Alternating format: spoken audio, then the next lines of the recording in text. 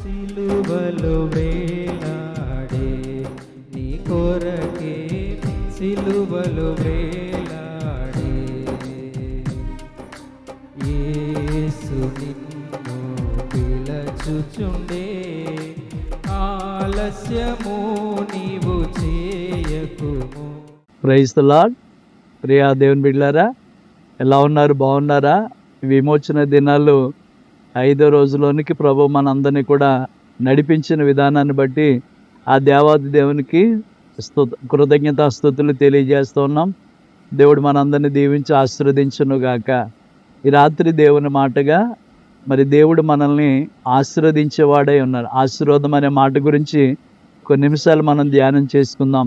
Bible గ్రంథంలో ద్వితీయోపదేశ కాండము 15వ అధ్యాయము 4వ వాక్యంలో చూసినట్లయితే, నీవు స్వాధీనపరుచుకున్నట్లు నీ దేవుడైన యెహోవా నీకు స్వాస్థ్యంగా ఇచ్చుచున్న దేశములు యెహోవా నిన్ను నిశ్చయముగా ఆశీర్వదించును, నిశ్చయముగా నిన్ను ఆశీర్వదించును అనే మాటను మనం ఇక్కడ చూడగలుగుతున్నాం.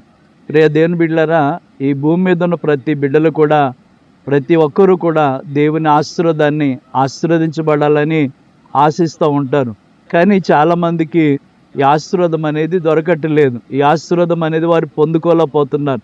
దానికి ఒక కారణం ఏంటంటే, దేవుడు ఎవరిని ఆశీర్వదిస్తానన్నాడు అంటే, మరి ఆదికాండం 12వ అధ్యాయం 1వ వచనంలో చూసినట్లయితే మన పితరుడైన అబ్రహాముతో చెప్తున్నారు, ఇదిగో నువ్వు లేచి నీ దేశము నుండి, నీ బంధువుల నుండి, నీ తండ్రి ఇంటి నుండి విడిచిపెట్టి నేను చూపించే దేశమునకు వచ్చినట్లయితే అక్కడ నిన్ను ఆశీర్వదించి గొప్ప జనముగా చేస్తానని దేవుడు అబ్రహాముతో మాట్లాడి ఉన్న సందర్భం మనకు కనబడుతోంది.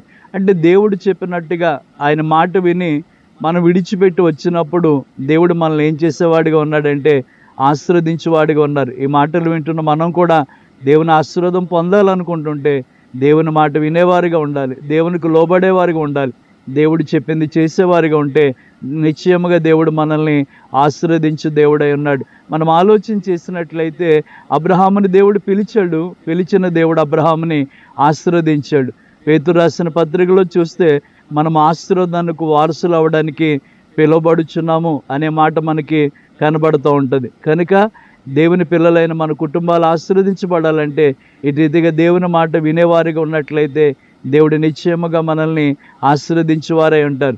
దేవుడు అబ్రహాముని పిలిచినప్పుడు ఆ పిలుపుకు లోబడి వచ్చాడు కనుక ఆదికాండం 13వ అధ్యాయం 2వ వచనంలో రాబోతులకి అబ్రహాముని ఎలా ఆశీర్వదించాడంటే వెండి బంగారములు పశువులు కలిగిన బహుధనవంతునిగా చేశాడని బైబిల్లో చూడగలుగుతున్నాం. అవును, దేవుని మాట వినేవారిని దేవుడు నిశ్చయముగా ఆశీర్వదిస్తాడు. మన పితరుడైన అబ్రహాము దేవుని మాటకు విని లోబడ్డాడు కనుక అబ్రహాముని ఆశీర్వదించాడు. ఈ మాటలు వింటున్న నీ కుటుంబానికి దేవుని ఆశీర్వాదం కావాలనుకుంటే, ఈ మాటలు వింటున్న నీ కుటుంబాల్లో ఆశీర్వాదాన్ని చూడాలనుకుంటే అబ్రహాము వలె దేవుని మాటకు లోబడి ఆయన మాటకు విధేయత చూపించినప్పుడు అబ్రహాముని ఆశీర్వదించిన రీతిలోనే దేవుడు మనల్ని కూడా ఆశీర్వదిస్తాడు.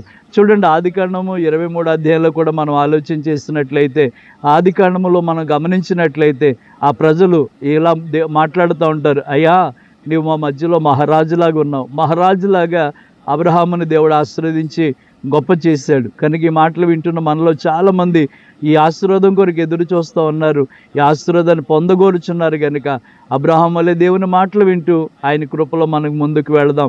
చూడండి, అక్కడ దేవుని వాక్యం చెప్తుంది, యెహోవా ఆశీర్వాదము ఐశ్వర్యం ఇచ్చేవాడు, అది నరుల కష్టము చేత ఏమాత్రం కూడా ఎక్కువ కాదని బైబిల్లో రాయబడింది. అందువల్ల దేవుని మాట వింటూ ఆయన ఆశీర్వాదాలకు వారసులు అవుతూ ఆయన కృపలోనే మనం ముందుకు సాగుదాం. అట్టి కృప దేవాది దేవుడు మనందరికీ దయచేయునుగాక. ఆమేన్. ప్రార్థన చేసుకుందాం.